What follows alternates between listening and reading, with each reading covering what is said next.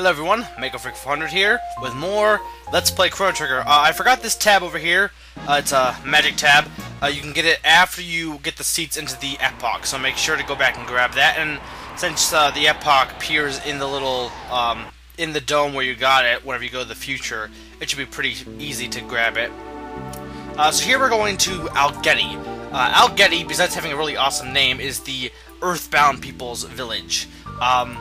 So maybe I'll get to see Ness. Okay, I need to stop saying that joke, but seriously, Earthbound's awesome.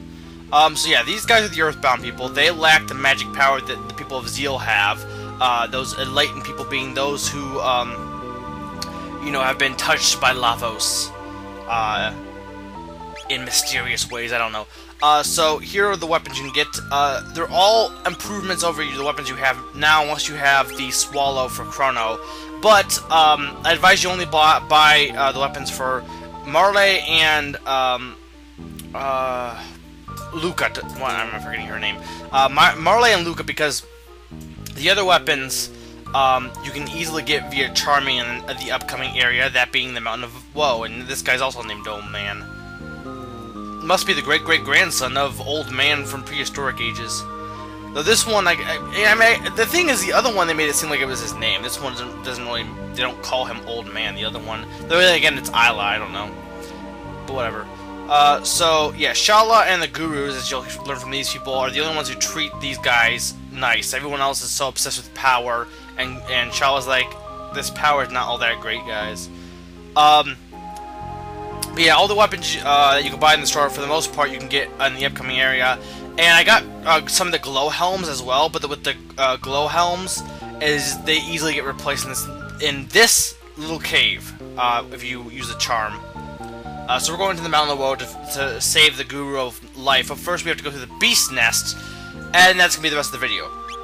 That's how annoying this area is. This little area is quite annoying because of one little thing, one little guy, and this one guy.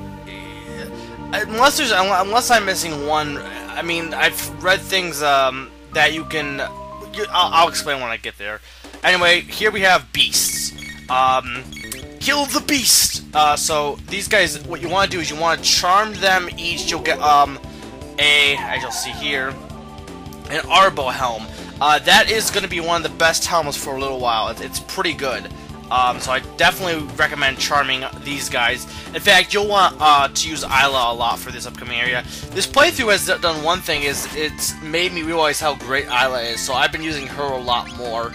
I've been using Luca and Marle too, but I prefer Robo, Frog, Chrono, and Isla over, and yeah, I sped up a lot occasionally in this area, because I didn't want to cut out all the battles, but you know, a lot of these battles just take way too long. There's only 3 battles. There's only 3 battles, and it took up. Then again, YouTube's time on it doesn't help.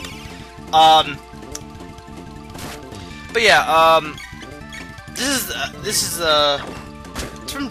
project's been pretty good. We're getting close to the near the end of the game. It's been it's gonna be a little while, but there's well. Trying to think. There's gonna be a few more episodes or so, and then I'll be at the end. But then there's a bunch of side quests. I'm debating whether or not to upload, you know, multiple videos, or you know, with Echo going on, because Echo I think is gonna end up taking longer than I want it to. And this is Boogie. Boogie basically can inflict stop upon enemies. Stopping meaning that they can't move, so it could be useful, and you get to see Isla dance. So, yeah, I don't know if I'm going to alter the scheduling, because Echo does seem like it's going to take a lot longer than I thought it would have. But I don't know.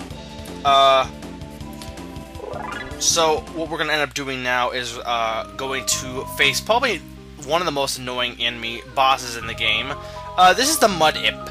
The Mud Imp won't let you pass until you beat him. He has a blue beast and a red beast with him. Mud beasts that are. I've read supposedly you can actually kill the Mud Imp and then the other beast will go away, but I don't know if that's true. I don't think. I read one thing I said that if you killed the Mud Imp, both beasts will die, but I don't. You would think that'd be way too easy, because the Imp is not. Though he does heal. The Imp does heal. Things to know about this battle. The blue beast, if you charm the blue beast, you'll get a mermaid cap. If you charm the mud ape, you'll get a tab. I think it's a magic tab. So you definitely want to do that. The red beast will give you an elixir, I believe, if you charm him, but it's not really that worth that much. The blue one is weak against fire, and the red one is weak against water. Ironically, the two magics I don't have with me. I have shadow and I have lightning, but I don't have water or fire. So that would have made this battle easier if I had like Luca and Frog / Marley. Which kind of ironic they have just. It is kind of ironic that you have two water users. You have two water users. You have a lightning user and you have a fire user, and you have Robo can use shadow. But then you have two people who can use water. The one is ice and one is water, so I guess that makes some sense. You think they would just make another one, like a fifth element, like Earth or Heart. Because, Heart's, of course, an element. At least according to Captain Planet. Things to talk about.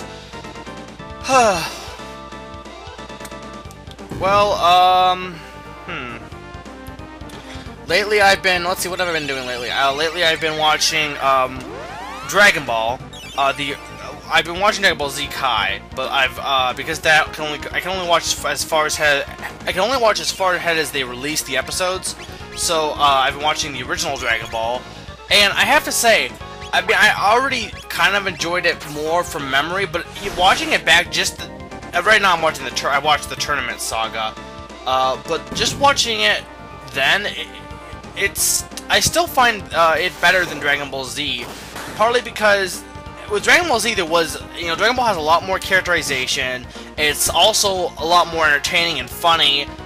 The only thing it doesn't have is, the extreme fights that Dragon Ball Z have. But, even with Kai with cutting out all the bullcrap, I still enjoy. I mean, Dragon Ball Z Kai is awesome, but Dragon Ball, I'm still enjoying it more because there's more to it. There's more characterization. There's more story to it. It's overall funnier. And it's just more enjoyable. Now then again, I've only watched Tournament Saga, which is one of my favorite parts of the series, so I'll keep watching. But it's kind of a shame if you think about it, because we don't. That's what a lot of cartoons have become nowadays, or a lot of things in general. You either get extreme stupidity for comedy, just people just being stupid for the sake of being stupid. Like the original SpongeBob. I of course love that, the original SpongeBob, and I say original as in pre-movie era. It was really crazy, but it had rhyme and reason to it, and all of its jokes were made. They were actually made jokes. They were attempting to make people laugh. They weren't like just. It wasn't random idiocy. It had rhyme and reason. A lot of the shows I've seen nowadays, not all of them, but a lot tend to be just random stuff happening to make people laugh. They don't have any rhyme and reason, no thought. It doesn't appear to be any thought behind the, what's going on. But that's all it is, just random. Or you got explosions, giant monster battles, boom, boom, boom, all this flashy stuff. And, again, I guess I'm being, I know nostalgia is an overused word, and I know I'm probably, pining for the old days and that, and it's fine to move forward, but it's like, I don't know, it just feels like as we're moving forward, we're losing a sense of what quality entertainment is. I mean, it's kind of saddens me that people are easily entertained by just pretty pictures or randomness. I don't know, maybe it's just the way our society is going. I hate to say our society is getting dumber, but that seems to be the case, and that doesn't apply to everyone, of course. Again, the thing is, when people make statements, a lot of people say, like, well, no, there's one little thing that goes against your argument. Well, of course, there's always an exception. There's an exception to everything, which, ironically, there's an exception to there being an exception for everything, because that in itself is kind of like a paradox. It's kind of like how saying nothing is absolute, but by saying that statement, that would mean that that's not absolute either. But yeah, it's just kind of disappointing that, it seems like entertainment has become less, more about just how to make money with less, as opposed to trying to actually make good entertainment. But, yeah, this battle is just pretty tedious. I don't know any.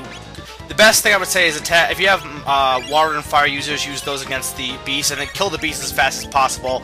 The Mud Ape, after the beasts are dead, will occasionally run away. He doesn't in this fight, so I have to speed that up. Again, maybe you can kill the Mud Imp and then they'll disappear, but I don't think so. If anyone knows for sure, I would appreciate it, though then I would feel like I just wasted a whole episode. But I did get to talk about things, so that's important. And yeah, so here's the Mud Imp, so let's speed up. Which, you know, it's interesting to listen to music sped up, because sometimes it sounds really, really cool. Like right here, it sounds really, really cool. But not really much else to talk about, just killing the Mud Imp, and then next time we'll be going to the Mountain of Woe to save the Guru. So, this has been Mega Freak 400, and I am reminding you that when you wish upon a star, a giant hot dog will drop down and crush you into pieces.